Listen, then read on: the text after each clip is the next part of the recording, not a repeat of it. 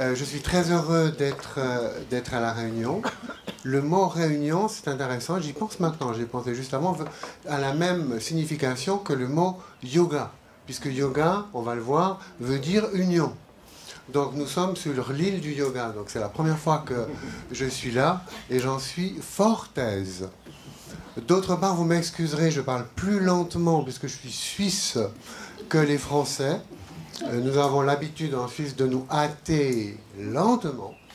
Donc voilà, et je suis effectivement, ou j'étais plutôt le recteur d'un lycée bilingue, si bien que j'ai deux langues, en fait, le français et l'allemand. Voilà, mais je ne suis pas là pour vous parler de la Suisse, ni de mon lycée, mais du yoga à l'école, effectivement, qui, comme l'a dit Madame Pelletier, nous avons fondé en 1978, excusez-moi, une suissitude, 1978, le RI, Recherche sur le yoga dans l'éducation. Déjà à ce moment-là, il se faisait sentir le besoin, je dirais en un mot, de développer l'attention chez nos élèves. À l'époque, avant 78, j'étais un jeune instituteur. J'avais des élèves de primaire, on dit chez nous, je ne sais pas comment vous dites, d'environ 10-12 ans. Et puis, j'ai remarqué que beaucoup d'élèves avaient de la peine, tout simplement, à mobiliser leurs moyens, à donner le meilleur d'eux-mêmes, parce qu'ils étaient dispersés, parce qu'ils vivaient à la surface d'eux-mêmes. Alors, je dirais que si c'était le cas à l'époque, c'est encore plus le cas aujourd'hui dans nos sociétés du spectacle, comme dirait Guy Debord, dans nos sociétés de consommation et surtout dans nos sociétés où l'homme devient de plus en plus numérique, où il s'exile de plus en plus souvent vers les cybermondes. Alors il m'est arrivé souvent d'avoir des élèves qui, le matin, débarquaient de leur écran un peu hagards parce qu'ils ont passé une bonne partie de la nuit derrière leur écran.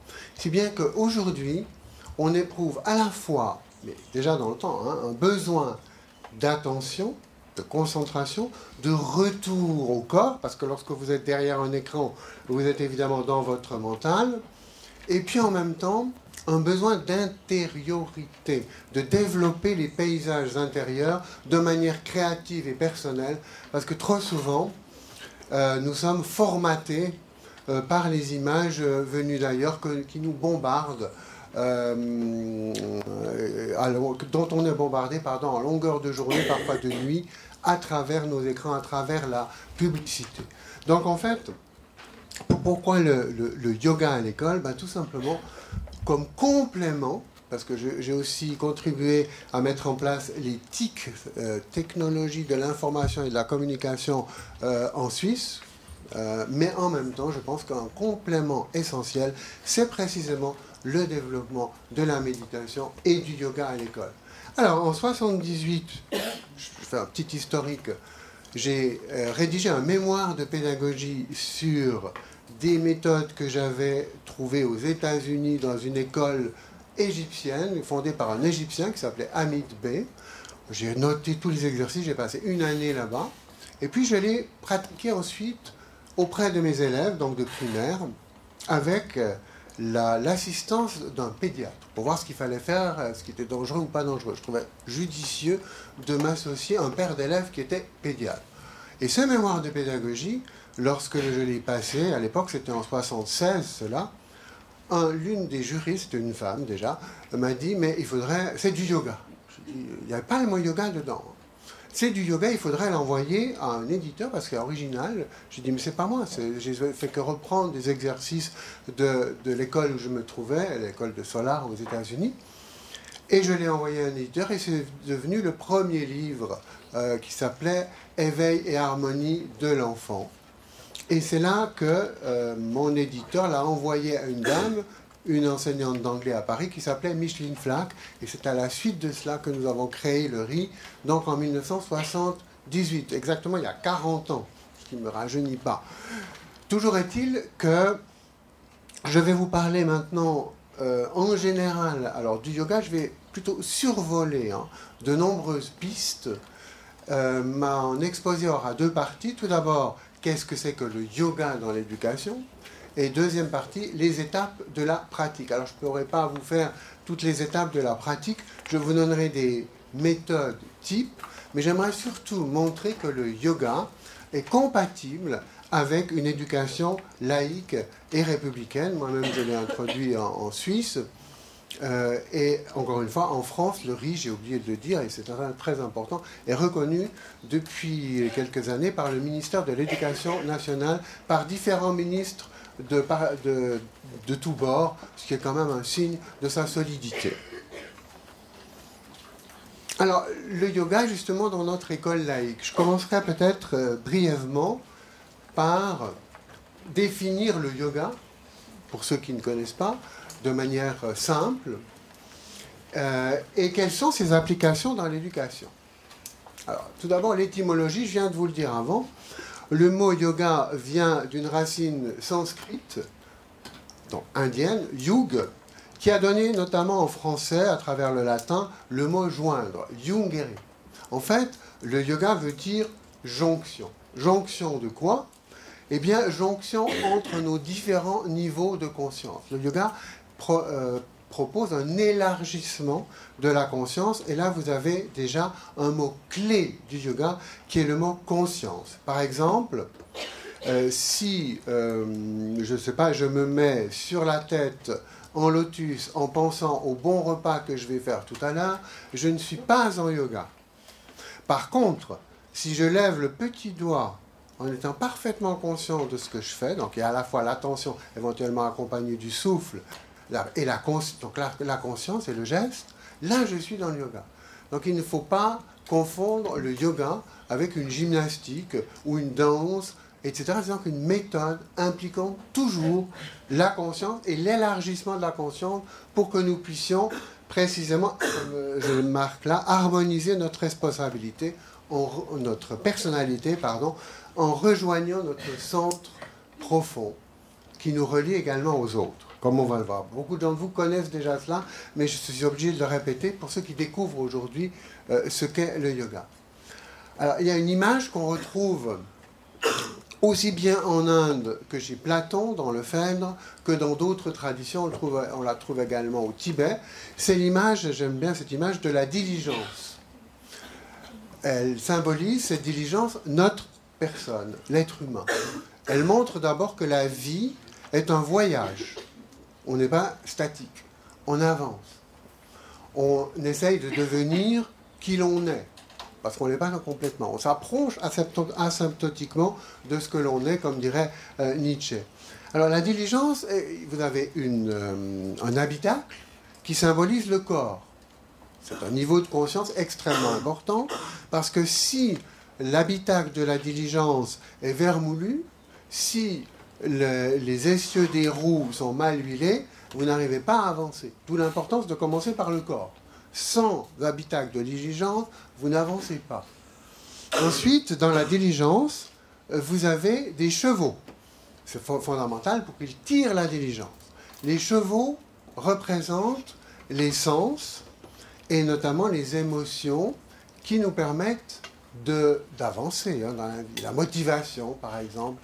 Et c'est vraiment fondamental. Et si vous n'avez pas, troisième élément, un cocher capable d'harmoniser le parcours des chevaux, ben, qu'est-ce qui se passe? Chaque cheval tire dans sa propre direction et vous allez à la catastrophe, la diligence se renverse. Donc il est important que ces trois niveaux, le niveau corporel, le niveau, je dirais, émotionnel, sensoriel et le niveau mental soient réunis, pour revenir au terme de la réunion. Et j'oublie un élément fondamental qui est le voyageur à l'intérieur de la diligence. Le voyageur, il ne fait rien, mais il connaît le but du voyage. Et c'est fondamental. Vous pouvez avoir des gens qui sont parfaitement bien, qui ont un corps très développé, qui savent parfaitement diriger leur convoi, qui ont un bon cocher, si j'ose dire, mais qui ne savent pas où ils vont, ils tournent en rond.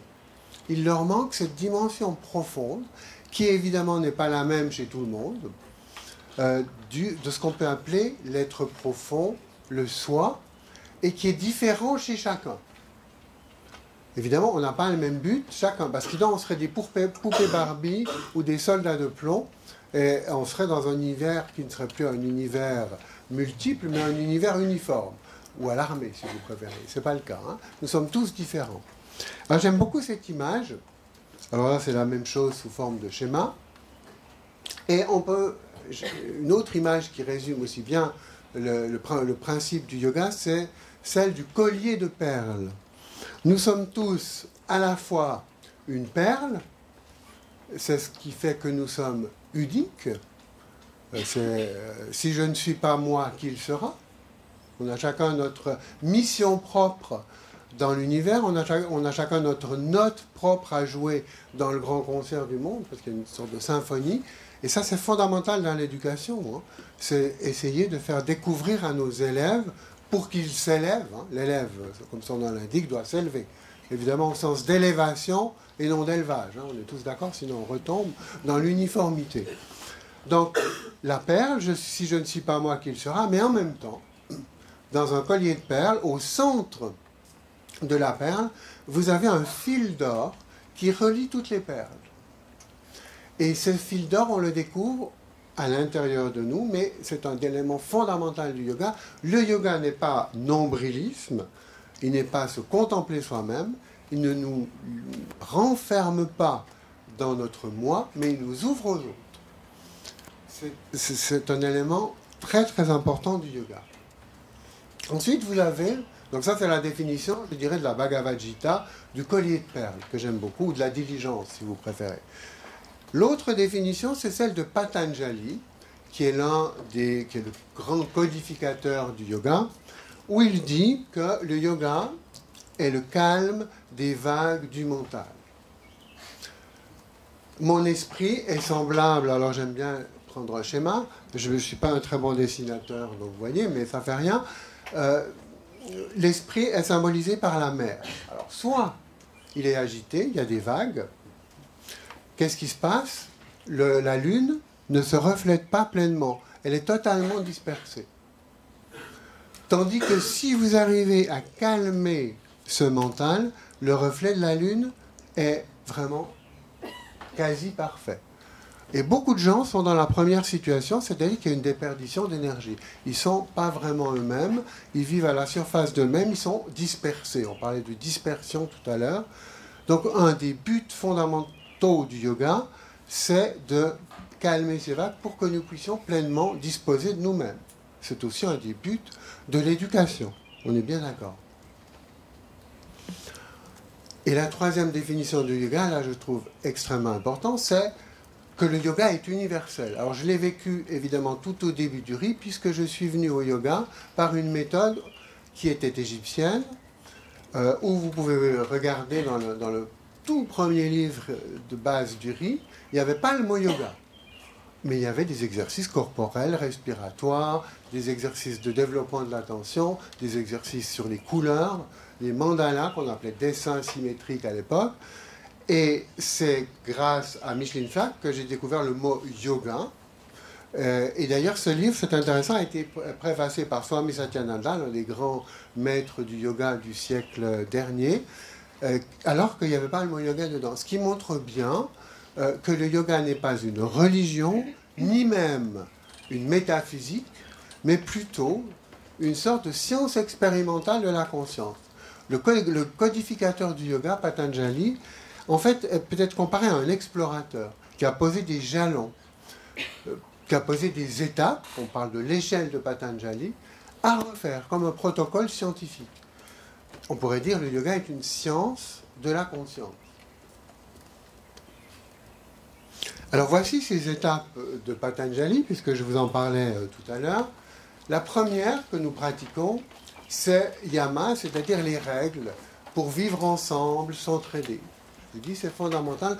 On pourrait dire que c'est à la fois la première et la dernière, puisqu'un yoga qui n'ouvrirait pas aux autres n'est pas un yoga. Ce serait une méthode de repli sur soi, et c'est l'inverse du yoga.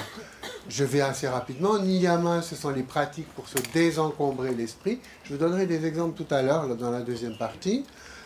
Pranayama, c'est la maîtrise du souffle. Mais, pardon, asana, c'est habiter son corps et se mettre en bonne posture. Mais le yoga, alors il y a beaucoup de gens aujourd'hui qui confondent. Si vous regardez le yoga est à la mode. Et souvent, vous avez des couvertures de magazines avec l'acro-yoga ou je ne sais pas quoi, des postures exceptionnelles. Pourquoi pas? Mais le yoga n'est pas à confondre avec asana. Le corps est important, mais ce n'est pas la seule voie du yoga. C'est une étape, c'est une partie du yoga, mais en tout cas pas la totalité. Ensuite, vous avez le souffle qui est lié aux émotions. D'ailleurs, on le voit très bien quand on dit j'ai le souffle coupé. On voit bien que l'émotion est liée au souffle. Où je reprends mon souffle, je pousse un soupir de soulagement. On voit bien que le mot souffle, j'invente là maintenant, est lié aux émotions. Ensuite, pratyahara, la maîtrise des sens, notamment l'intériorisation des sens. Le dharana, ça veut dire calmer les vagues du mental pour se concentrer, tous les exercices de concentration. Mais j'aimerais préciser qu'on ne peut pas se concentrer si on n'a pas appris à habiter son corps et à maîtriser son souffle. On ne peut pas demander, j'y reviendrai, mais on ne peut pas demander à un élève de se concentrer sur quelque chose si il a le corps qui a envie de bouger ou si il respire très superficiellement. Donc les étapes sont vraiment importantes à respecter. C'est pour ça que je dis que c'est un protocole scientifique d'une certaine façon. Et Dhyana, nous le pratiquons plutôt au lycée, c'est la méditation pour avoir un esprit clair, comme dirait notre ami René Descartes, qui en parenthèse a écrit un livre sur les méditations. C'est comme ça souvent que je présente le yoga devant des milieux scientifiques. Le yoga n'est pas du tout qu'indien. Vous avez un yoga égyptien, bien sûr, mais également un yoga en Occident. Un yoga dans les écoles philosophiques grecques. Prenez l'école de Pythagore, prenez les stoïciens. Vous avez des exercices pratiques. Alors, parfois partiels, mais qui correspondent au yoga. C'est pour ça qu'avec Micheline Flack, on s'est longuement posé la question en 78 et les années qui ont suivi, fallait-il garder le mot yoga? Parce qu'à l'époque, le mot yoga faisait référence trop souvent à une religion, l'hindouisme, dans l'esprit du public, et nous avons eu pas mal de difficultés. Et on s'est dit, et pourquoi pas appeler par exemple méthode de relaxation, ou bien technique de bien-être. Et on s'est dit, ça ne recouvre pas le mot yoga. Le mot yoga est beaucoup plus riche. C'est pour ça que nous l'avons gardé, ce d'autant plus qu'il inclut toutes ces étapes-là. Donc c'est une science globale qui, encore une fois, doit être extraite, détachée de son univers religieux. Alors le yoga, effectivement, peut être utilisé en vue d'une meilleure pratique religieuse, mais il peut surtout être utilisé pour apprendre à se concentrer, pour apprendre à mémoriser, pour apprendre à se détendre avant un examen, etc. Donc le yoga est beaucoup plus vaste qu'une simple méthode venant d'une culture particulière. Alors, l'application maintenant du yoga dans l'éducation. Alors, il y a plusieurs manières d'envisager l'application des exercices de yoga qui sont extrêmement variés dans l'éducation.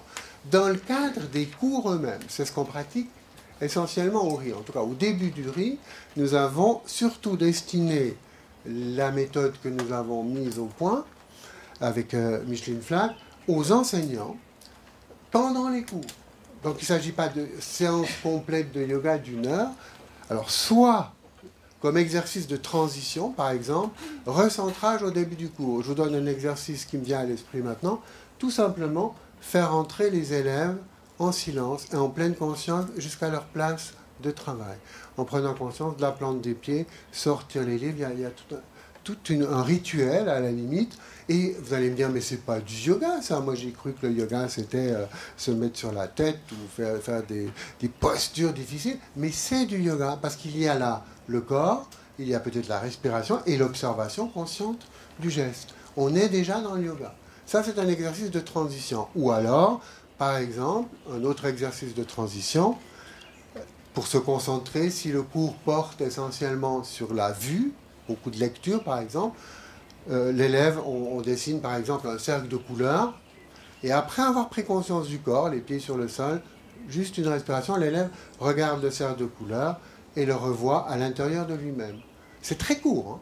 Ça ne prend pas beaucoup de temps.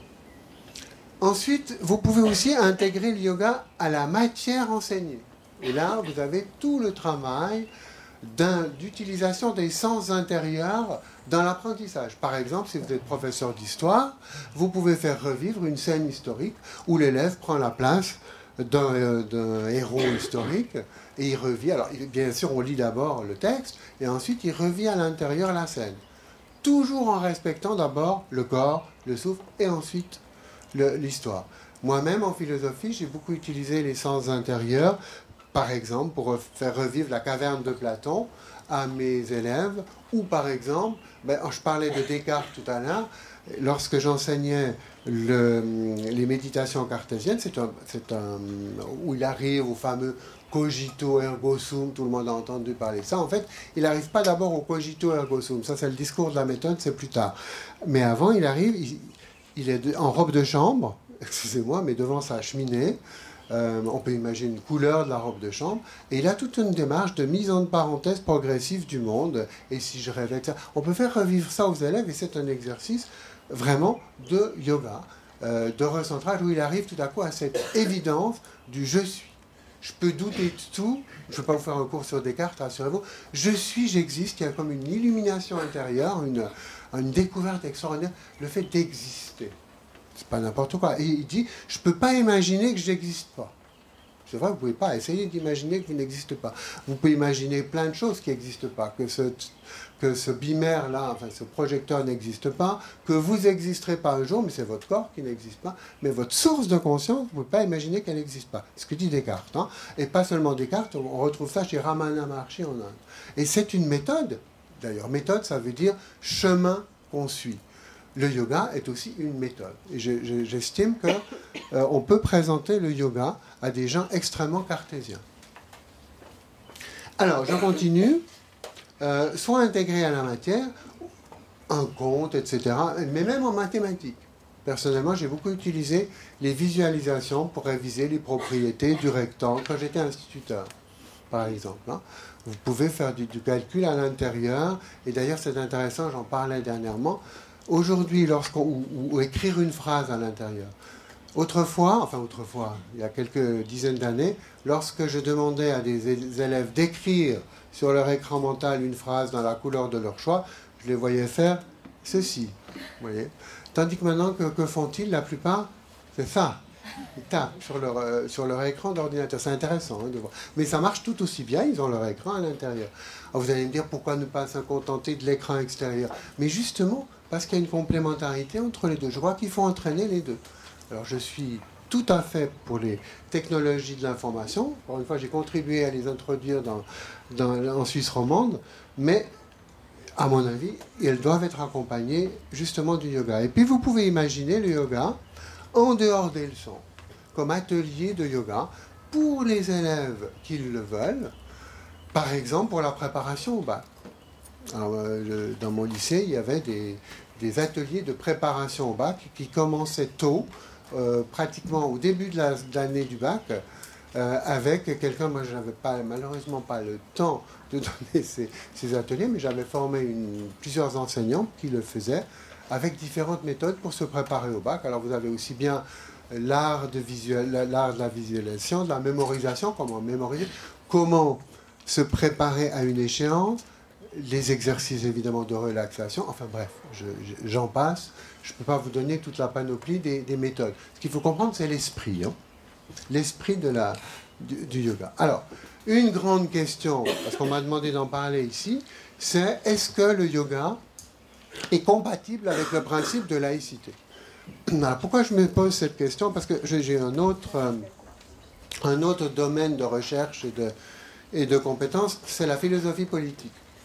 J'écris des chroniques politiques dans la presse suisse et ça m'intéresse. Et en plus, on a eu cette question très très souvent, notamment au début du RI avec Micheline Flack. Mais est-ce que le yoga est compatible? Alors, il faut d'abord définir, évidemment. Le yoga, je viens de le définir. Excusez-moi, rapidement. Je vais en parler pendant 2 semaines. Maintenant, qu'est-ce que c'est que la laïcité? Ça, c'est un concept que j'ai étudié notamment au tout début dans les philosophies des Lumières, notamment chez Kant. Alors, la laïcité, il faut le dire, se fonde...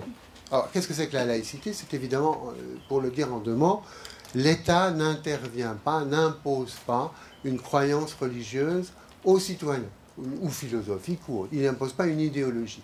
Il y a une liberté pour chacun de s'épanouir, et évidemment, la religion ou la métaphysique n'empiète pas sur le domaine public. Là, tout le monde est d'accord sur la définition. Alors, en quoi la laïcité, qu'est-ce que c'est en plus la laïcité? Il faut creuser. Elle se fonde forcément, excusez-moi, je reviens en arrière, elle se fonde sur la liberté. C'est fondamental. Si vous prenez les théoriciens des démocraties modernes, notamment j'ai pris ici Kant parce que c'est celui que je connais le mieux, il dit qu'un État républicain et démocratique ne peut se fonder que sur le principe de la liberté et notamment de la coexistence des libertés. C'est-à-dire que ma liberté s'arrête là où commence celle de l'autre. Et le rôle de l'État n'est pas d'imposer une croyance, mais de faire respecter ce principe de coexistence des libertés, c'est-à-dire que chacun puisse bénéficier d'un maximum de liberté sans empiéter sur celle de l'autre. Ça, c'est le rôle de l'État. Et il doit se limiter à cela et pas aller au-delà. C'est pour ça que Kant dit, on voit clairement quel mal peut faire le principe du bonheur. C'est très à la mode maintenant, le principe du bonheur, produit, du bonheur brut, etc. Je me méfie beaucoup de ça. Le souverain, donc l'État, le chef d'État, veut rendre le peuple heureux selon l'idée qu'il s'en fait, et il devient à ce moment-là, il le dit à la fin du XVIIIe siècle, Kant, et il devient un despote. Ça, c'est l'inverse de la laïcité. On croit rendre les gens heureux, alors c'est valable pour l'éducateur aussi, mais c'est bien, ou les parents pour les enfants. On croit vouloir faire le bien de l'enfant en lui imposant telle idéologie ou telle religion ou telle, etc. Et finalement, on l'empêche de se développer parce qu'on l'enferme dans un carcan idéologique, religieux ou autre. Alors, ça ne veut pas dire qu'il ne faut pas lui montrer ce qui existe. Moi, je suis tout à fait pour une éducation philosophique, les différents arguments, les différentes écoles, éventuellement les différentes religions. Ça a été aussi un de mes combats, introduire plutôt qu'un cours de catéchisme, un cours de sciences des religions, y compris la problématique athée dans les écoles. Mais ça, c'est un autre débat. Toujours est-il que ça, c'est fondamental, à mon avis, pour le respect de la laïcité. Donc, en fait, l'État se contente de sauvegarder un maximum de liberté sans intervenir. C'est ça, à mon avis, la laïcité. Alors, en quoi le yoga est-il laïque? Le yoga, en fait, quel est le but du yoga? C'est justement la liberté. Je vous rappelle qu'il y a un terme sanskrit qui est moksha, qui veut dire la liberté, justement la libération des conditionnements. Et c'est devenir, en fait, pour reprendre la phrase de Nietzsche, deviens qui tu es, c'est devenir ce que je suis dans une société laïque basée sur la coexistence des libertés. Là-dessus, tout le monde est d'accord. En tout cas, je n'ai jamais rencontré d'opposition. C'est de faire que chacun se développe. Pour un tel, devenir ce qu'il est, c'est par exemple faire de la médecine, j'invente. Ou un autre, ça sera, je ne sais pas, devenir chef d'entreprise. Un troisième, ça sera devenir infirmière. Un quatrième, si je parle du métier, après il y a plein de choses. Fonder une famille. Un cinquième, ça sera devenir moine. Pourquoi pas? Et le yoga peut être utile justement pour nous donner les moyens de devenir ce qu'on est. Donc c'est un adjuvant absolument indispensable à l'éducation. Je dirais au contraire, le yoga est libérateur plutôt que enfermant. Alors, le moyen, j'ai mis la méthode du yoga, mais ça peut être la méthode de la méditation aussi. J'ai repris les étapes de Patanjali, que je viens de vous dire tout à l'heure. C'est important pour devenir ce que je suis, savoir vivre avec les autres. Le respect de l'autre. Savoir se désencombrer l'esprit. Quand on est... Avant de s'endormir, quand on a une foule de pensées qui s'abattent sur notre esprit comme des corneilles sur un champ de blé, une image qui me vient maintenant, savoir éclaircir son ciel intérieur. S'endormir, quelqu'un le disait dans le stage qu'on est en train de donner là, à Château Caillou, non pas Château, à Platon Caillou, pardon, s'endormir avec de belles pensées. Mais c'est Platon qui le dit aussi. Il conseille, Platon, dans la République, donc Platon, le grand philosophe, avant de t'endormir, fais le vide. Et imagine de belles pensées. Par exemple, un beau coucher sur la mer, comme à Saint-Gilles. Mais ça, Platon, il ne dit pas à Saint-Gilles, mais moi je le dis parce que hier soir, nous étions dans cette région-là. Magnifique coucher de soleil. C'est magnifique. Voilà. Si on arrive à faire ça, on a déjà gagné pas mal. Savoir se désencombrer. Habiter son corps. Encore une fois, c'est fondamental. Gérer ses émotions, ne serait-ce que par l'observation de soi. Là, j'ai animé parfois des séminaires sur la violence, comment gérer la violence. Alors ça serait l'objet évidemment de toute une conférence. Comment prendre du recul par l'observation, mais c'est pas facile. Lorsque l'émotion, la violence, souvent, toujours, elle est générée par une émotion. Il y a un manque de recul et on monte sur ses grands chevaux. On dit en Suisse où on voit rouge. Ben, c'est exactement l'image de la diligence. On oublie le cocher. On se laisse embarquer par un des chevaux ou un des chevaux. Et donc on ne sait plus gérer ses émotions. Le yoga apprend à être capable de prendre ce recul nécessaire qui peut désamorcer une situation de violence. Se détendre, évidemment. Il y a des méthodes très précises que je ne peux pas détailler ici. Et savoir se concentrer pour mieux apprendre. On retrouve les étapes tout à l'heure. Et cela, encore une fois, ce n'est pas une religion, c'est une méthode pour mieux devenir ce qu'on est. Et donc, c'est tout à fait compatible avec l'éducation. Je vous rappelle, éducation, ça vient du latin educere, conduire hors des conditionnements. C'est le fameux mythe de la caverne chez Platon qui, pour moi, résume l'objectif fondamental de l'éducation. Ça, vous connaissez, nous sommes tous comparés à des prisonniers enchaînés au fond d'une caverne, contemplant un jeu d'ombre, dit-il, que d'habiles marionnettistes nous projettent depuis derrière. Ça peut être les agents du marketing qui nous embobinent sur Google, sur Monsieur Google. Moi, il m'arrive de me laisser embobiner. Je fais une recherche et tout à coup, je dérive parce qu'on me met une belle villa au sud de la France et que je ne sais pas. Et voilà, je dérive. Eh bien, je suis comme le prisonnier de Platon. Or, le but de l'éducation, c'est justement de se libérer de ces chaînes, fussent-elles dorées, pour sortir de la caverne. La caverne symbolise ce monde du conditionnement, on pourrait dire, pour se libérer des conditionnements et aller vraiment vers un monde plus libre. On voit bien que dehors de la caverne, il y a un espace plus grand et plus réel, à la limite, que les ombres devant moi. Les ombres, ça peut symboliser les écrans. Combien de personnes se laissent avoir par les images des écrans? Alors, ça, c'est la définition de Platon, mais c'est la définition du mot éduquer, conduire hors des conditionnements. Aristote, lui, il dit que l'éducation, c'est le passage de la puissance à l'acte. Ça paraît compliqué. Ça veut dire quoi? C'est tout simplement réaliser ses potentialités. Par exemple, on n'est pas tout en puissance. Je ne peux pas dire maintenant, je vais vous parler au plafond, parce que je suis soumis au principe de gravité. Par contre, en puissance, même si je suis déjà âgé, je pense que je suis encore quelque chose en puissance. J'ai encore quelque chose à faire dans tel ou tel domaine. Je peux encore découvrir de nouvelles choses. Je peux développer certaines capacités à tout âge, mais particulièrement, évidemment, chez l'enfant. Et là, le problème, c'est de permettre à l'enfant de devenir ce qu'il est. On n'est jamais vraiment ce qu'on est. Ça, c'est Nietzsche qui le dit. On s'approche asymptotiquement de nous-mêmes, et qui parmi vous peut dire qu'il est totalement ce qu'il est?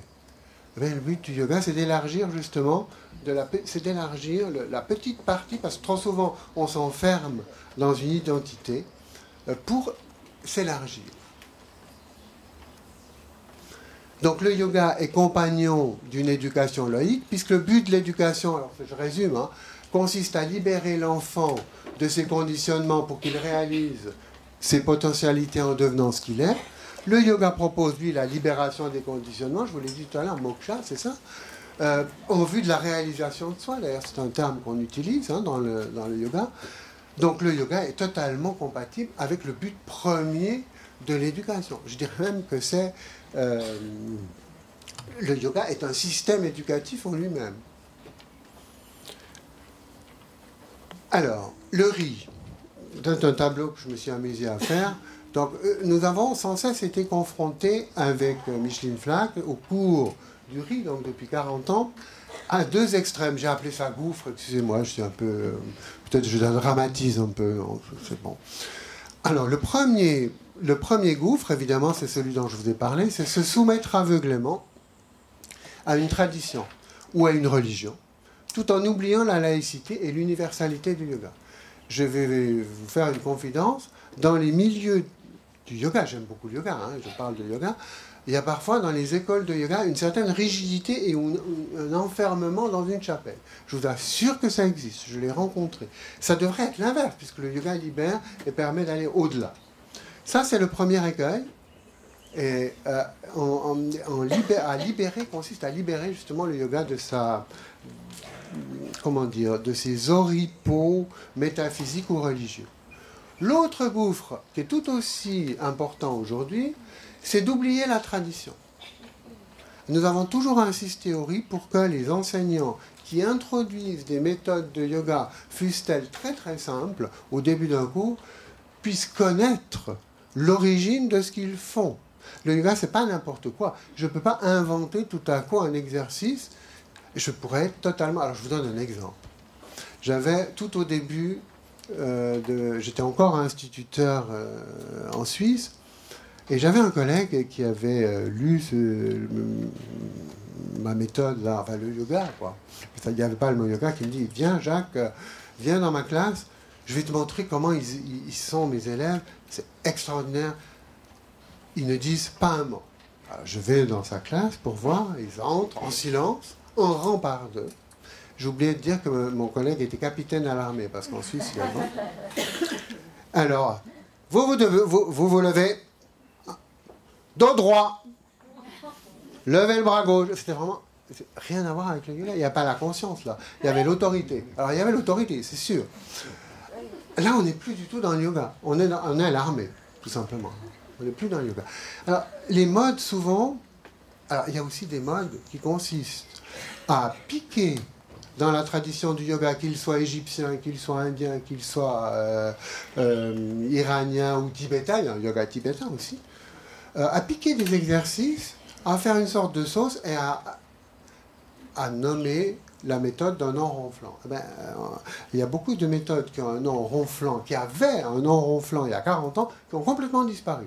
Et je suis convaincu qu'on parlera encore de yoga dans 100 ans et même dans 200, pour autant que la planète Terre existe toujours, parce que pour l'instant, on va plutôt droit dans le mur. Bon, enfin, ça c'est encore autre chose. Ben, si on fait du yoga, peut-être pas, justement.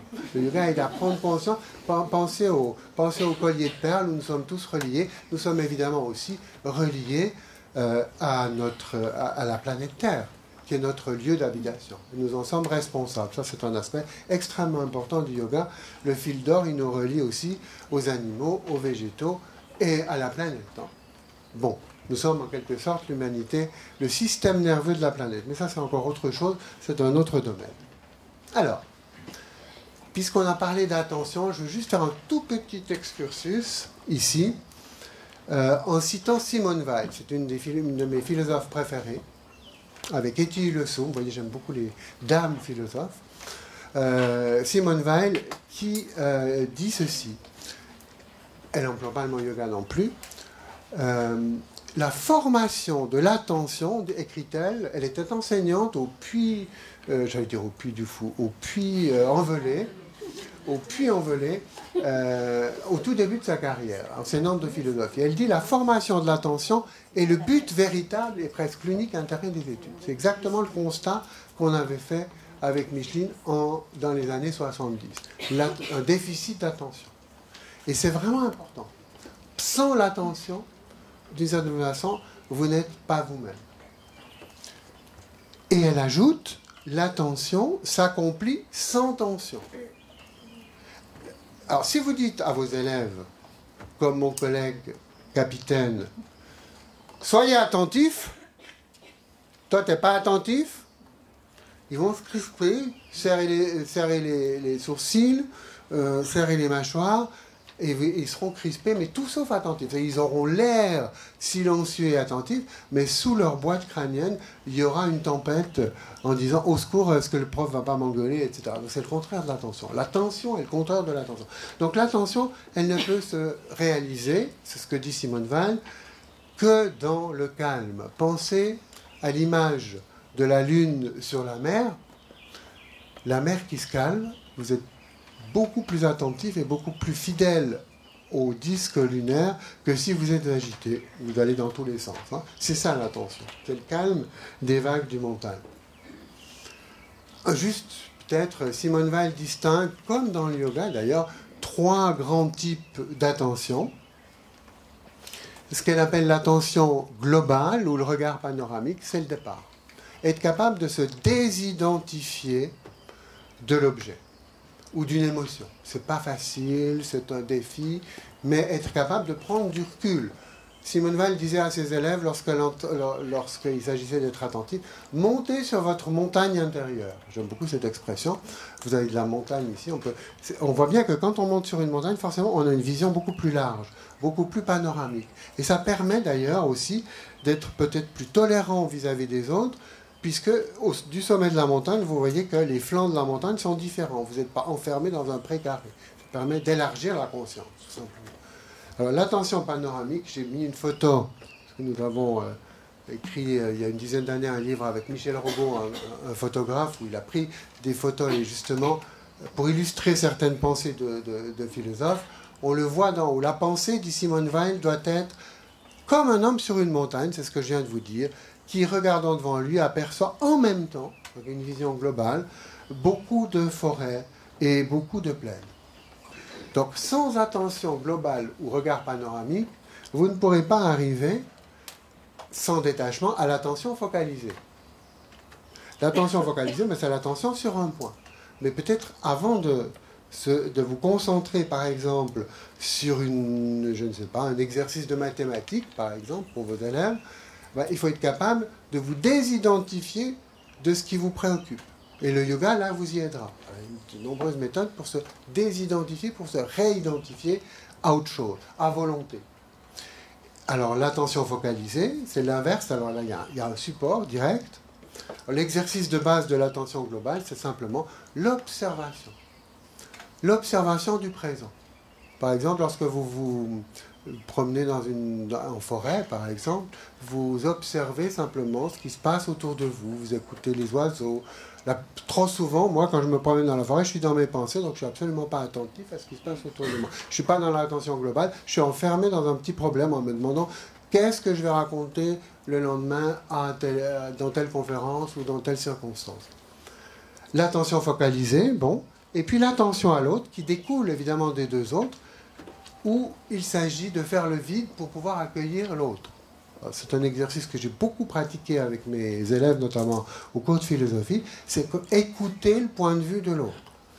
Et lorsque j'organisais des débats philosophiques, lorsqu'un élève donnait les arguments pour tel ou tel sujet, par exemple pour ou contre la peine de mort, l'autre, il devait, avant de donner son point de vue, répéter ce que l'autre avait dit, ce qui oblige à écouter. Parce que trop souvent, on n'est pas attentif à l'autre. Alors moi, le premier, je participe souvent à des séances, et trop souvent, ou à des émissions, par exemple, en Suisse, une émission, un débat, par exemple, à la radio. Il m'est arrivé d'en avoir un à Tariq Ramadan, par exemple. C'est tout rien à voir avec le yoga. Et alors, il y a un moment déjà, puisque maintenant il est enfermé à Paris, je crois. Toujours est-il que, lors des débats, trop souvent, on arrive avec une idée préconçue, un argument qu'il s'agit de donner. On n'écoute même pas l'argument des autres autour de soi. Je ne sais pas si ça vous arrive, mais moi ça m'arrive. Et on n'est absolument pas présent. Et à mon avis, on est moins efficace lors du débat. Parce que le but, normalement, d'un débat, c'est justement d'évoluer. Peut-être de faire un pas en direction de l'autre. C'est aussi du yoga, ça. C'est se relier à l'autre. Et trop souvent, on reste enfermé dans nos certitudes et on n'avance absolument pas. Il faut dire ça aux politiciens. Alors, l'attention globale, voilà. Alors, voilà pour la première partie. Je passe maintenant, on va faire quelques exercices pratiques, les étapes de la pratique. Alors, il y a une règle de base, très importante, c'est que dans chaque exercice que nous proposons à nos élèves, mais c'est valable dans tout le yoga, c'est de respecter une gradation qui passe par le corps, le souffle, l'espace frontal, le mental. je redonne l'exemple. Si vous demandez tout à coup à vos élèves de se concentrer mentalement sur un schéma mathématique que vous avez dessiné ou sur un écran, j'en sais rien, ils n'arriveront pas, ou difficilement. Tandis que si vous leur dites, vous prenez d'abord conscience de votre corps, ou simplement des plantes de pied sur le sol, déjà la prise de terre. Hein. Ensuite, de votre souffle, vous observez votre respiration, peu importe à quel étage, mais par exemple dans le nez.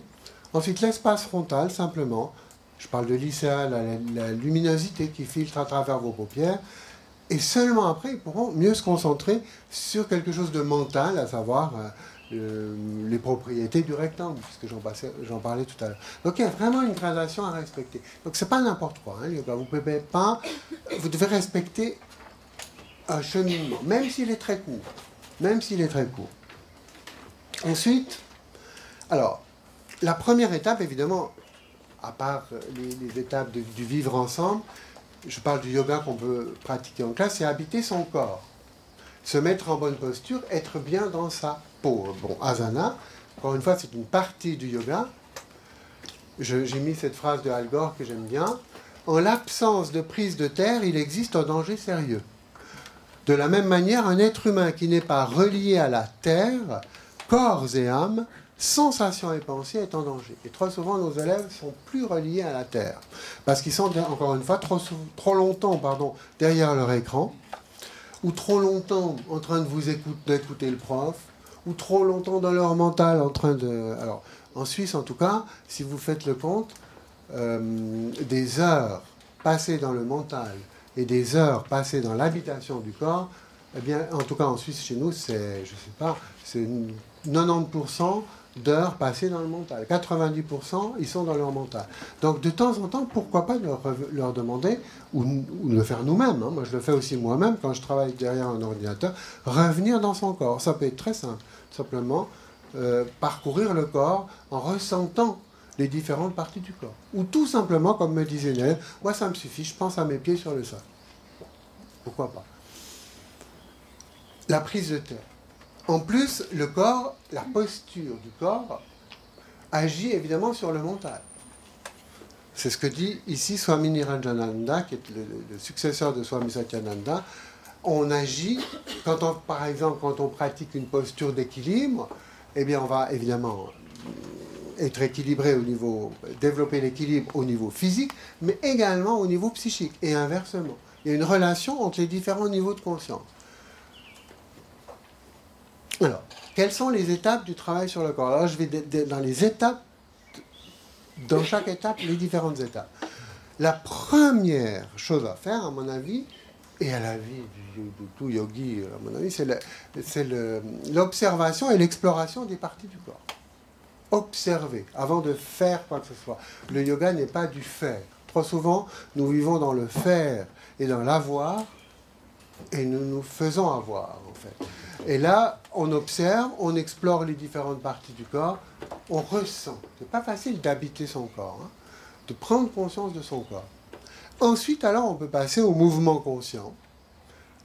Au mouvement. Vous n'allez pas commencer par des postures immobiles. C'est beaucoup trop difficile. Ou alors, vous le faites dans le mouvement, en pratiquant, par exemple... Encore une fois, il y a une panoplie d'exercices immenses. Là, je vous renvoie aux différents ouvrages de yoga. L'exercice du stop, on court, on s'arrête tout d'un coup dans une posture. Par exemple, la posture du chandelier ou la posture de l'arbre, etc. Et on repart. Mais il y a également, dans le yoga, et ce qu'on a créé aussi en classe, différents mouvements associés au souffle. Par exemple, la petite salutation au travail, qui intègre le mouvement, le souffle et la conscience. J'ajoute et la conscience, c'est fondamental. Ensuite, alors vous pouvez imiter les animaux, bref, il y a plein de choses à faire. Voilà pour les étapes du travail sur le corps. Alors, je vous donne des exemples. Par exemple, le bras en chandelier. Alors, très important, c'est de connaître, je l'ai déjà dit mais je le redis, de connaître l'origine des exercices. De même qu'on demande à un chimiste de connaître l'origine des formules. D'où vient tel exercice? Qu'on n'ait pas l'impression que ça vient simplement de vous-même. les exercices que j'ai décrits, par exemple, dans le tout premier livre qui est paru là sur le yoga à l'école, Éveil et harmonie de l'enfant, c'était des exercices, que, par exemple celui-là, que vous retrouvez au Louvre. Là, vous avez le bras au chandelier qui signifie... Je ne veux pas entrer dans la symbolique maintenant, mais ça, c'est à connaître. Je ne parle pas pour l'élève, vous n'allez pas expliquer ça à vos élèves, mais pour le professeur. D'où l'importance d'une formation.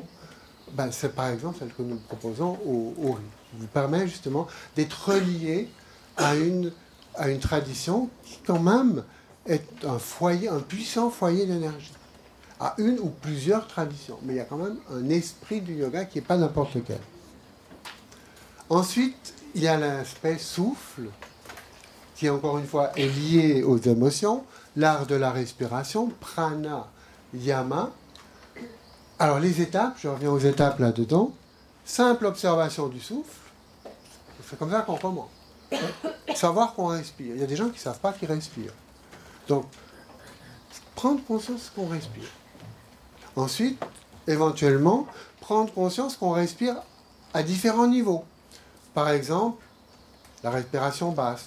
On peut sentir le mouvement de l'abdomen, pas le souffle dans l'abdomen. Je vous rappelle que les poumons ne sont pas dans l'abdomen. Mais enfin, on prend conscience quand même que la respiration a un impact dans l'abdomen, comme une vague qui se soulève, etc. On peut mettre les mains. Ensuite, vous avez la respiration thoracique, au niveau de la cage thoracique. Ensuite, la respiration haute, ben, tout simplement, la respiration au niveau du nez. Alors, je ne peux pas vous le faire maintenant, faute de temps. Et puis ensuite, on peut lier ces trois mouvements avec un geste, l'arbre qui pousse, en montant, en redescendant. Bref, ce sont des exercices qui lient le haut et le bas, et qui existent en Inde, mais qui existent aussi, que j'ai aussi appris en Égypte, enfin dans le yoga égyptien. Ensuite, vous avez la respiration alternée. Je ne vais pas expliquer ça maintenant. Côté gauche, côté droit, qui travaille justement l'harmonisation de l'espace frontal, la découverte de l'espace frontal. C'est une partie très importante. C'est pas le mental, hein, c'est tout simplement, par exemple, la légère luminosité qui filtre à travers les paupières devant les lobes préfrontaux.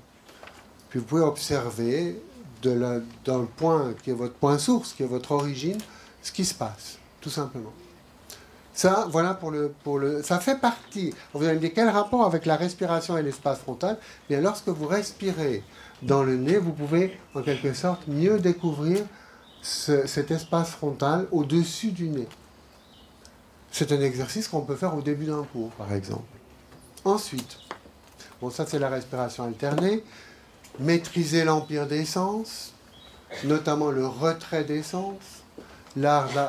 Un exercice de yoga classique et très simple, c'est tout simplement s'asseoir et prendre conscience des différents sens. Par exemple, vous pouvez le faire maintenant.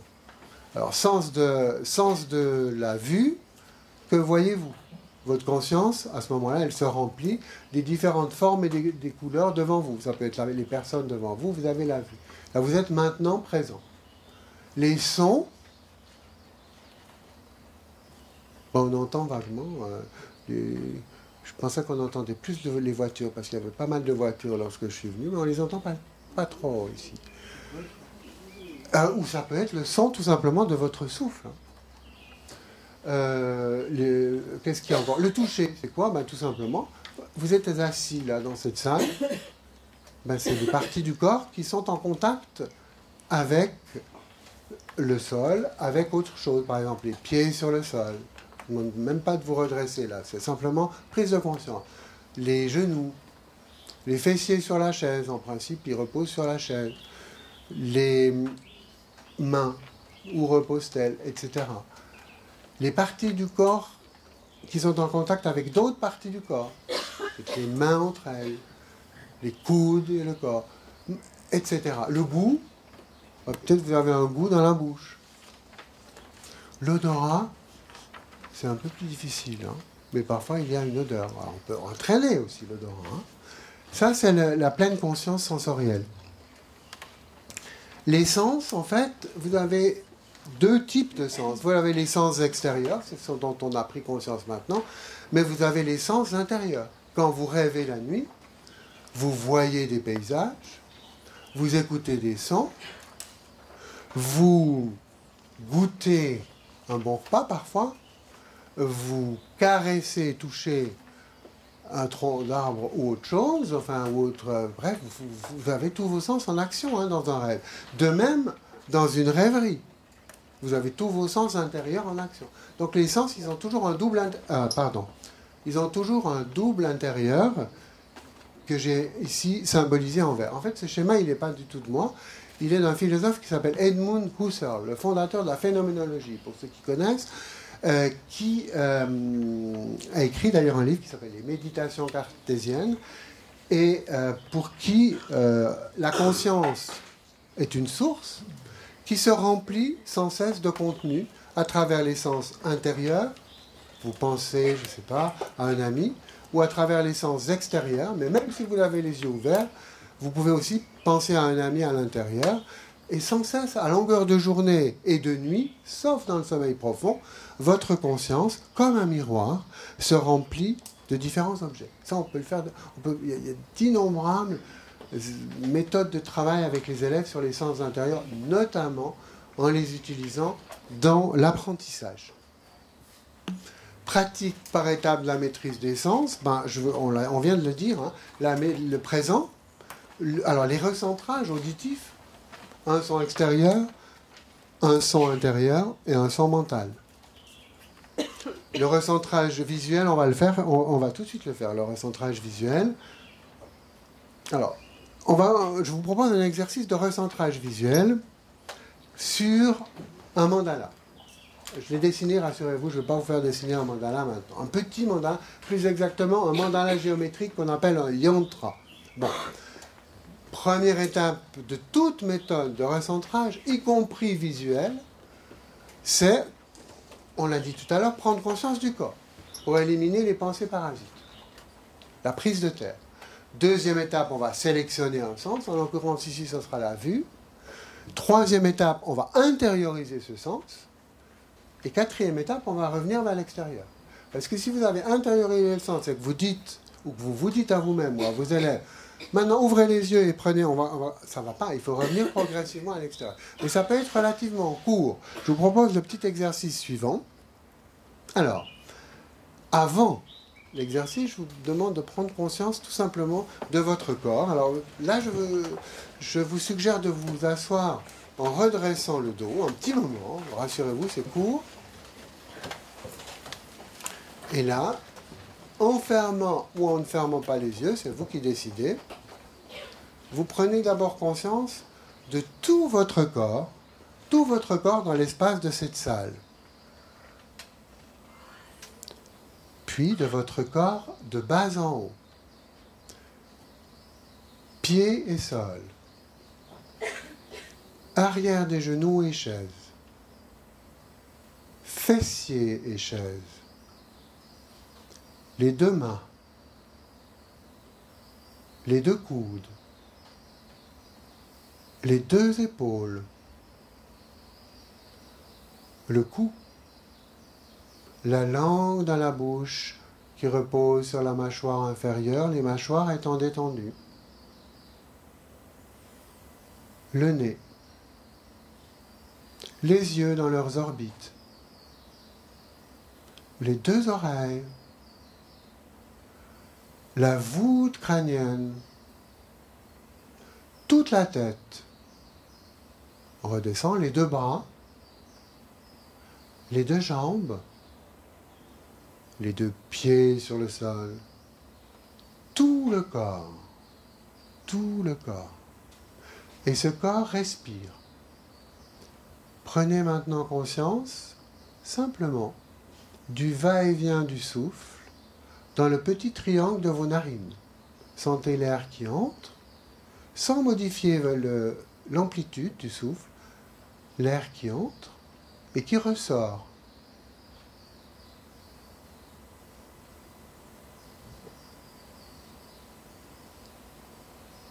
Et maintenant, prenez conscience de l'espace frontal au-dessus du petit triangle du nez. L'espace frontal, c'est tout simplement le front. Alors si vos yeux sont fermés, vous prenez conscience de la légère luminosité qui filtre à travers vos paupières. S'ils sont ouverts, vous les fermez légèrement et vous prenez conscience de la frontière entre l'intérieur et l'extérieur. Et vous êtes au niveau du regard et au-dessus de votre front. Et maintenant, vous ouvrez pleinement les yeux et vous fixez le petit point jaune au centre du cercle bleu. Sans tension. Je vous rappelle la définition de Simone Weil. L'attention sans tension. Simplement, votre regard s'ancre sur le petit point jaune. J'espère pas boucher la vue. Détente. Si des pensées viennent, aucun problème, vous les laissez passer, comme sur un fleuve tranquille.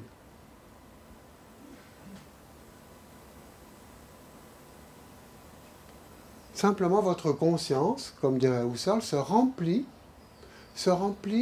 de ce petit mandala en se fixant sur le petit point jaune. Et maintenant, vous continuez à fixer le même endroit que le petit point jaune. Détente.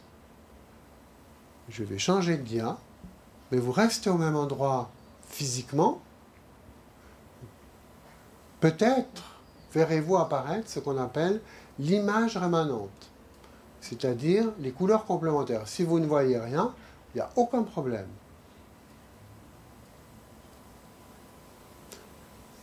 On va revenir en arrière. Vous refixez un petit moment en n'oubliant pas de fermer les paupières de temps en temps. Hein, il ne s'agit pas d'être crispé. De nouveau le petit point jaune.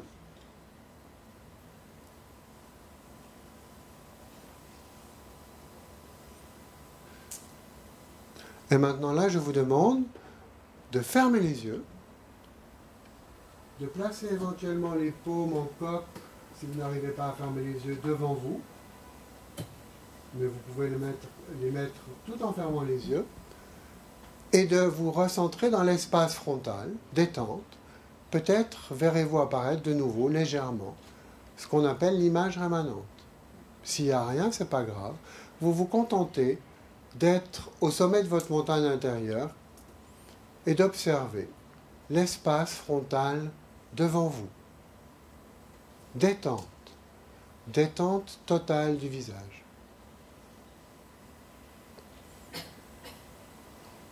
Et maintenant, on va passer sur le plan mental. Vous imaginez devant vous, si rien ne vient, c'est pas grave, un carré jaune dans lequel s'inscrit un cercle bleu et au milieu duquel vous avez un petit point jaune. Surtout pas de tension, vous laissez venir. Et pour terminer, vous enlevez le carré bleu, il reste le rond jaune, le carré jaune, il reste le rond bleu et le petit point jaune. Enlevez le rond bleu, il ne reste que le petit point. Vous laissez. Vous revenez dans l'espace frontal. Vous reprenez conscience d'une ou deux respirations au niveau du petit triangle du nez.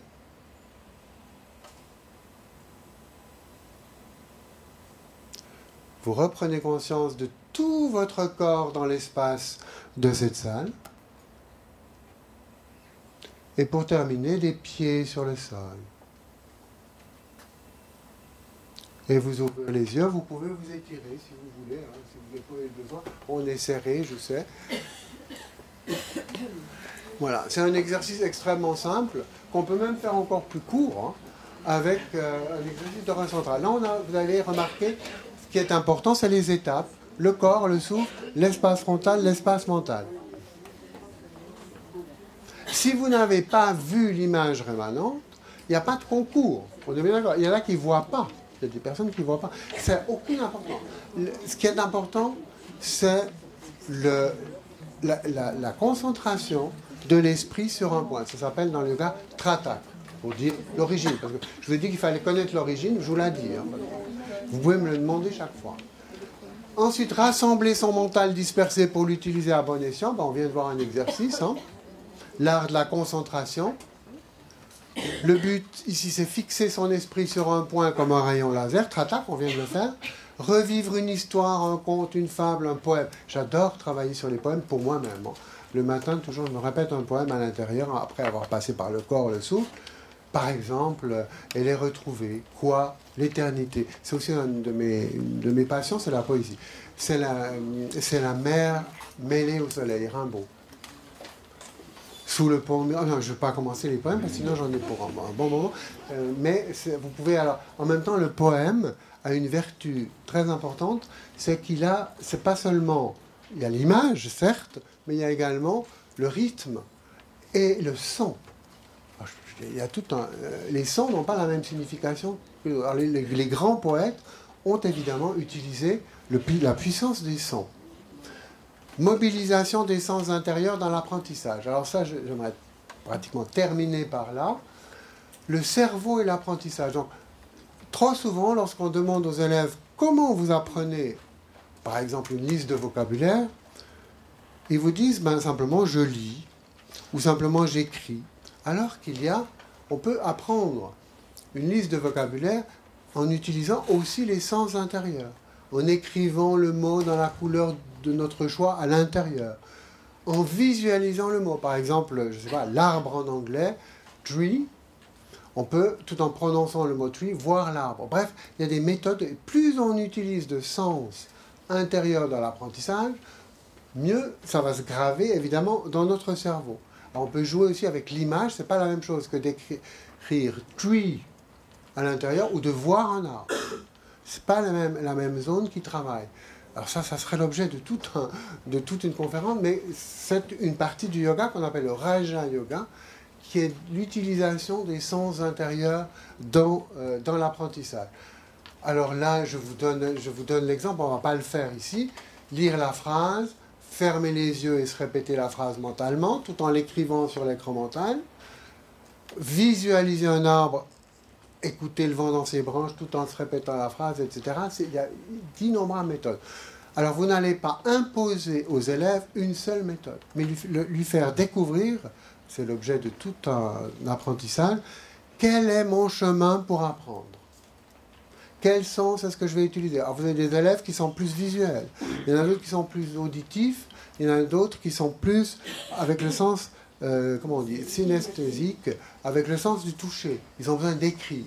Peu importe. Mais on va essayer que chacun, parce que beaucoup ne connaissent tout simplement pas toutes ces possibilités. Donc il s'agit de le faire découvrir, ensuite chacun va adopter sa méthode. Et lorsqu'on, en tout cas c'est l'expérience que j'ai, lorsqu'on propose ces différents chemins, méthode c'est le même mot, hein, aux élèves, ils découvrent quelque chose qu'ils ne connaissaient pas et ils adoptent leur propre chemin. C'est un gain de temps pour leur apprentissage qui est absolument considérable. Alors méditer pour avoir un esprit calme et clair, bien sûr, il y a les Yoga Nidra. Alors Yoga Nidra, est-ce que vous connaissez tous le Yoga Nidra? C'est l'objet de toute une conférence. Alors il s'agit, je l'explique, mais vraiment rapidement, je vous ai dit un survol. Hein. C'est une méthode absolument remarquable qu'on peut pratiquer assis, qu'on peut pratiquer couché, où l'on passe par le corps, ce que je vous ai fait faire avant, mais il y a des méthodes plus complexes, hein, où on fait tout le tour du corps en prenant conscience des différentes parties du corps, le souffle, les différents niveaux, l'espace frontal, les sens intérieurs avec des images mentales, notamment reliées aux 4 éléments, visualiser, je sais pas, une rivière dans la montagne, un champ de coquelicots, un feu dans une clairière, des oiseaux qui s'envolent, etc. Mais de manière très rythmée, donc c'est une méthode très spécifique. Les sens intérieurs, le point source, qu'est-ce que c'est le point source? C'est l'origine de la conscience, on observe, et on revient vers l'extérieur.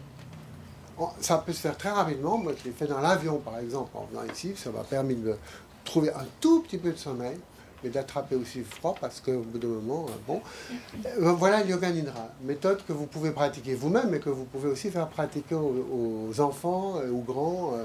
Il y a d'innombrables manières de le moduler, le Yoga Nidra. Le mandala, leur faire dessiner des mandalas, Les schémas heuristiques, c'est aussi le mandala. Vous faites une recherche sur un élément, toujours après avoir passé par le corps, le souffle, l'espace frontal, parce que vous êtes plus disponible à vous-même lorsque vous avez fait cette démarche-là. Recherche sur l'eau, par exemple. Ça peut être très intéressant lorsque vous avez, moi j'utilise ça lorsque j'ai un article à écrire. Je vous ai dit que j'écrivais des chroniques, rien à voir avec le yoga, de philosophie politique dans un quotidien suisse. Alors j'ai le titre, je mets les idées comme ça. Ensuite je les numérote, je fais un plan et j'ai plus qu'à écrire. Sinon, si je me mets à écrire, j'arrive pas parce que je dois mobiliser trop de choses en même temps. À la fois l'idée, il faut d'abord avoir le plan et les idées qu'on va développer. Alors, dernier point, c'est ma conclusion. C'est l'histoire de Nasruddin que vous connaissez certainement, qui est un conte persan écrit par Idriss Shah. Nasruddin, vous l'avez là, mais je vous le raconte sans regarder. Nasruddin qui décide de construire sa maison, qui demande à ses amis tout ce qu'il faut acheter pour construire une maison, à savoir des tuiles, des poutres, des catelles pour sa cuisine, qui achète tout ça, qui entrepose pêle-mêle tous ces matériaux dans son jardin et qui invite ses amis pour prendre la crémaillère. Et ses amis lui disent, mais c'est quoi cette espèce de tas immonde, j'ai presque envie de dire. Il n'y a pas de monde. Hein.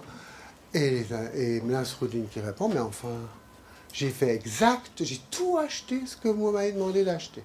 Eh bien, on rencontre souvent des élèves qui nous disent, mais c'est exactement, j'ai tout recherché ce que vous m'avez demandé de rechercher au professeur. J'ai recherché, j'ai été demandé à monsieur Google, enfin Google pour le dire en anglais, j'ai tapé, j'ai collecté toutes les informations et j'ai fait comme Nasruddin. J'ai tout là. Qu'est-ce qui manque? L'architecte. Alors l'architecte, c'est le voyageur à l'intérieur de la diligence. L'architecte intérieur, c'est celui qui est capable de faire les plans. C'est-à-dire qu'avant de faire une recherche, il faut savoir où l'on va. Donc il est important de découvrir ce voyageur, cet architecte intérieur qui nous permettra justement d'orienter notre recherche et surtout de hiérarchiser les informations. Ça, c'est un défi fondamental dans l'éducation qui nous permettra aussi de développer la créativité.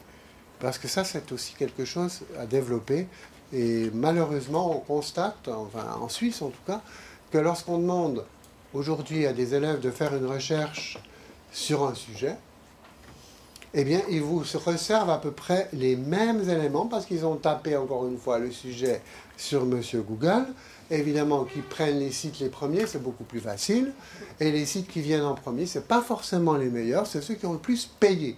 Or, la valeur n'est pas, comme vous le savez, n'est pas forcément identique. La valeur cognitive n'est pas forcément identique à la valeur boursière. J'espère que vous êtes d'accord avec cela. Donc voilà. Alors le yoga nous aide précisément à découvrir cet architecte intérieur par toutes sortes de sentiers, toutes sortes de chemins qu'il s'agit d'individualiser pour devenir le plus possible, pour s'approcher le plus possible de ce que l'on est. Voilà le but de l'éducation et je vous remercie de votre attention.